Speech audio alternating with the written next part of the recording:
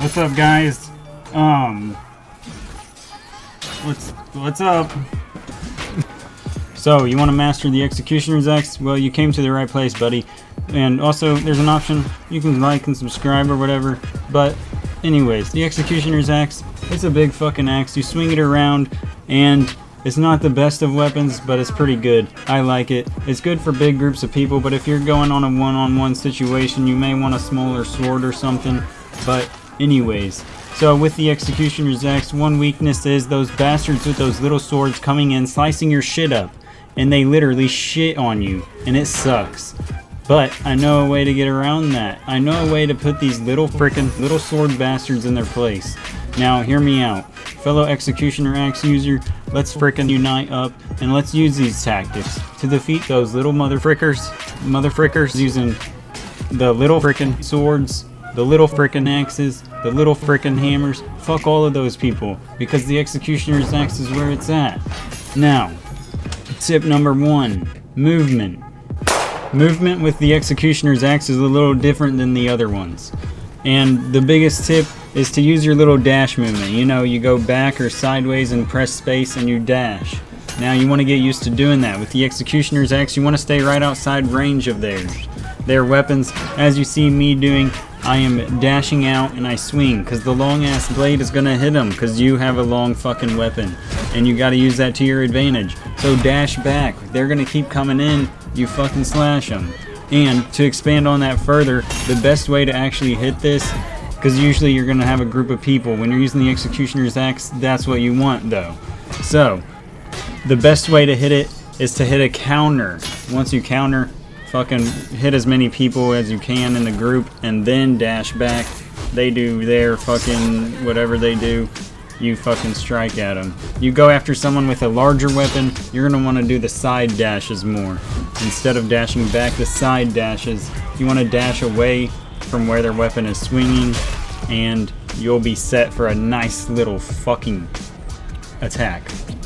There are two main goals when using this movement tactic. One is to get the fuck out of the way, and two is to get better positioning. So if you can, get behind people, and also if you break their line of defense, you get a kill in the middle. You can sometimes dash right through. The enemies will end up hitting themselves if it plays out right, but be ready to block. You know, you gotta know where the enemies are, and you gotta be ready to block anybody that may attack you during that risky move. Tip number 2, don't be too crazy. You gotta know when to get the hell out of there, and you can't just keep dashing into the crowd. You know, you gotta know when to back up and everything. And the Executioner's Axe is a fucking tank. You do want to go into the big crowds and start slaughtering people.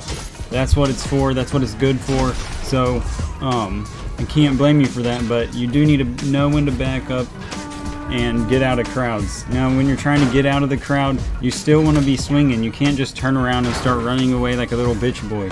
You gotta be swinging. You gotta make sure they know that you're not fucking running away. So you swing, slowly back out while you're swinging, and eventually you'll make some progress. And you can't always get out. It's hard to get out of a battle, but you gotta swing and counter while you're backing up and getting out of there, and you may just live. And when you get out, you gotta start healing up. Heals, bandages. Tip number 3 is to stay aware. You always need to be aware of where the enemies are, so you don't dash into a position where you'll be exposing your back to enemies that are coming up. So you want to keep a lookout, know where the enemies are, and dash where it's safe. Dash where you're going to be able to get behind the enemies or to the side of the enemies, and where you're not going to be dashing into where there's going to be a shit ton of enemies. Now I'll use this time to remind you guys that you can like and subscribe, but not really. That's not what I was going to say. But remember to move your cursor to where you're going to be hitting the enemy first, because the Executioner's Axe is slow. You gotta use that cursor slide to hit them sooner, and to do overheads and stabs when you're by your teammates so that you don't hit them. Now I know sometimes you will get bloodthirsty. You'll go in for some kills. There'll be a clip of me doing that down there. I get a triple kill, but there's people behind me because it's a huge fucking crowd and I'm just being stupid. You know, you just gotta keep your mind there. You know, play smart. And in the next clip, I notice that the enemy gets behind me. You'll see it here soon. I notice the enemy gets behind me, so I turn around and I'm blocking and I'm making sure that he's not going to hit behind.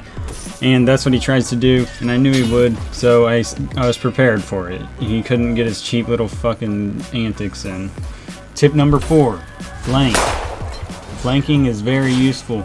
You see in the video down there, I charge up a heavy attack, and then I get some hits, and I'm able to slide on in and get behind a lot of the people, come up on one dude that's healing, and it turns out pretty good. So flanking the crowd is really useful.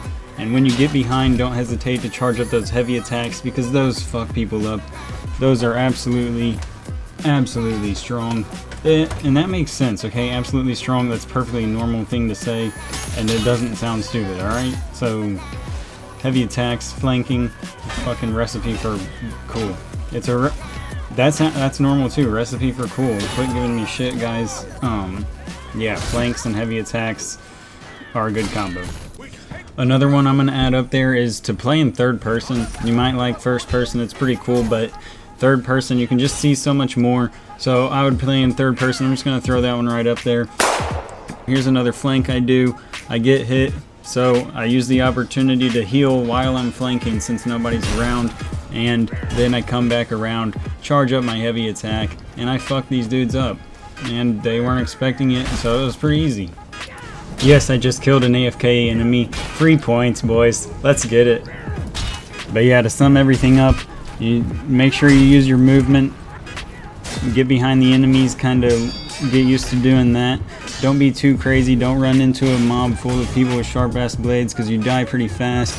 Use that movement to stay right out of range where you can hit them with your long-ass axe. And also stay aware of the enemy's position. When you move, you don't want to move to where you're going to be vulnerable to an attack from behind. So most of the times you're going to be moving back or to the side. You just got to know. You'll get used to it. And another one, playing third person. Third person is just where it's at, and unfortunately you can't really argue with that. And yeah, don't forget to have fun. You always got to have fun. And subscribe to my channel. I actually found a weapon that's actually pretty fucking OP, and I'm going to do a video on that next. I think it's my favorite weapon now. But yeah, and dance on the archers. Fuck the archers. Look out for them, kill them, dance on them. I don't give a shit about an archer. But yeah, comment down below what you think of Chivalry 2. And also let me know what your favorite weapon is. And don't say a bow or a crossbow. I swear, if you say a bow, I'm blocking you. But no. Yeah, just let me know. I'm gonna head out. I'll catch you guys on the flip side.